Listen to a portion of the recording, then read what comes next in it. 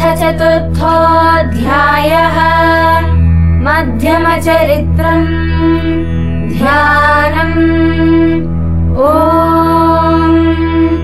कालाभ्राभाङ्कटाक्षैररिकुलभयदां मौलिबद्धेन्दुरेखाम् शङ्खं चक्रं कृपाणं त्रिशिखमपि करैरुद्वहन्तीं त्रिनेत्राम् सिंहस्कन्धाधिरूढां त्रिभुवनमखिलं तेजसा पूरयन्तीम् ध्यायेद्दुर्गां जयाख्यां त्रिदश परिवृतां सेवितां सिद्धिकामैः। ॐ ऋषिरुवाच शक्रादयः सुरगणा निहतेति वीर्ये तस्मिन् दुरात्मनि सुरारिबले च देव्या तां तुष्टुः प्रणतिनम्रशिरोधरां सा वाग्भिप्रहर्षपुलकोद्गमचारुदेहाः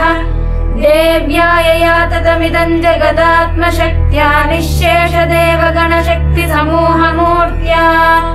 तामम्बिकामखिलदेवमहर्षिपूज्यां भक्त्या नतास्मविदधातु शुभानि सा नः। यस्या प्रभावमतुलं भगवाननन्तो ब्रह्मा हरश्च न हि वक्तुमलं बलं च सा चण्डिकाखिल जगत्परिपालनाय नाशाय चाशुभभयस्य मतिं करोतु। या श्री स्वयं सुकृतिनां भुवनेष्वलक्ष्मीः पापात्मनां कृतधियां हृदयेषु बुद्धिः श्रद्धा सतां कुलजनप्रभवस्य लज्जातां त्वां नता स्म परिपालय देवि विश्वम्। किं वर्णयाम तव रूपमचिन्त्यमेतत् किञ्चातिवीर्यमसुरक्षयकारि भूरि किञ्चाहवेषु चरितानि तवाद्भुतानि सर्वेषु देव्यसुरदेवगणाधिकेषु हेतुः समस्त जगतां त्रिगुणापि दोषैर्नग्नायसे हरिहरादिभिरप्यपारा सर्वाश्रयाखिलमिदं जगदंशभूतमव्याकृता हि परमा प्रकृतिस्त्वमाद्या यस्याः समस्तसुरता समुदीरनेन तृप्तिं प्रयाति सकलेषु मखेषु देवी स्वाहा शिवै पितृगणश्च च तृप्तिहेतुरुच्चार्यसे त्वमथ एव जनैः स्वधा च या मुक्तिहेतुरविचिन्त्य महाव्रता त्वमभ्यस्यसे सुनियतेन्द्रियतत्त्वसारैः मोक्षार्थिभिर्मुनिभिरस्त समस्तदोषैर्विद्यासि सा भगवती परमा हि देवी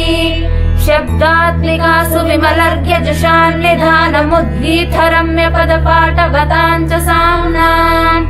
देवी त्रयी भगवती भवभावनाय वार्ता च सर्वजगतां परमार्तिहन्त्री मेधासि देवि विदिताखिल शास्त्रसारा दुर्गासि दुर्गभवसागरनौरसङ्गा श्रीकैटभारिहृदयैककृताधिवासा गौरी त्वमेव शशिमौलिकृतप्रतिष्ठा ईषत्सः सममलं परिपूर्णचन्द्रबिम्बानुकारि कनकोत्तमकान्तिकान्तम् अत्यद्भुतं प्रहृतमातरुषा तथापि वक्त्रं विलोक्य सहसा महिषासुरेण दृष्ट्वा तु देवि गुपितं भ्रुकुटीकरालमुद्यच्छशाङ्कसदृशच्छवियन्न सद्यः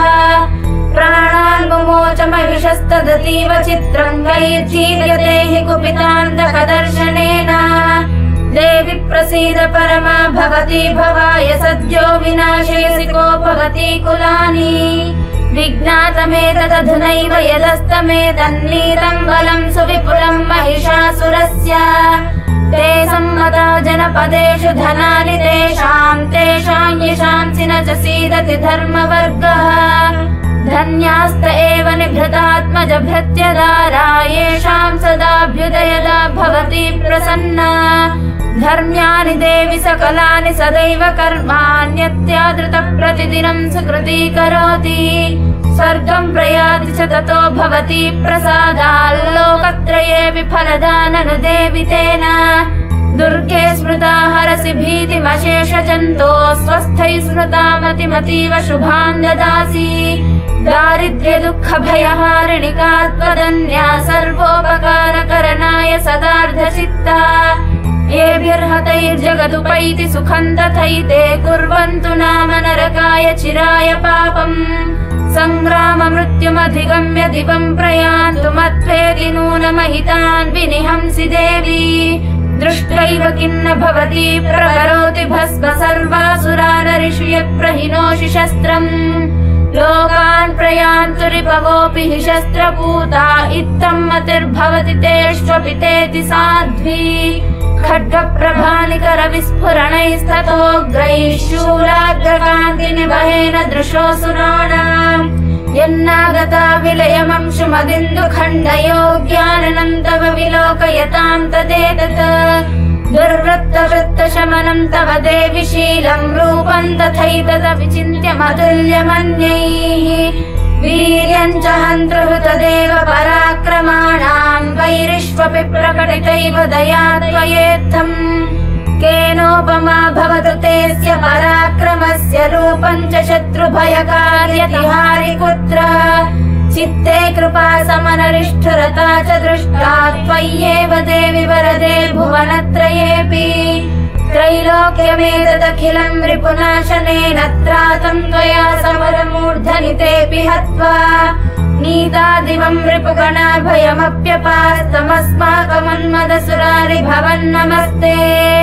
शूलेन पाहि नो देवि पाहि खड्गेन चाम्बिके घण्टास्वनेन नः पाहि चापज्यानिस्वनेन च प्राच्यां रक्ष प्रतीच्यां च चण्डिके रक्ष दक्षिणे ब्राह्मणेनात्मशूलस्य उत्तरस्यां तथेश्वरी सौम्यानि यानि रूपाणि त्रैलोक्ये विचरन्ति ते यानि चात्यर्थघोराणि तैरक्षांस्मांस्तथा भुवम् खड्गशूलगदादीनि यानि चास्त्राणि तेऽम्बिके करपल्लवसङ्गीनि तैरस्मान् रक्ष सर्वतः ऋषिरुवाच एवं स्तुतासुरैर्दिव्यैः कुसुमैर्नन्दनोद्भवैः अर्चिता जगता धात्री तथा गन्धानुलेपनैः भक्त्या नमस्तैस्त्रिदशैर्दिव्यैर्धूपैस्तु धूपिता प्राह प्रसाद सुमुखी समस्तान् प्रणतान् सुरान् देव्युवाच प्रियतां त्रिदशाः सर्वे यदस्मत्तोऽभिवाञ्छितम् देवा ऊचुः भगवत्या कृतं सर्वं न किञ्चिदवशिष्यते यदयन्निहतः शत्रुरस्माकं महिषासुरः यदि चापि वरो देयस्त्वयास्माकं महेश्वरी संस्मृता त्वन्नो हिंसेथाः परमापदः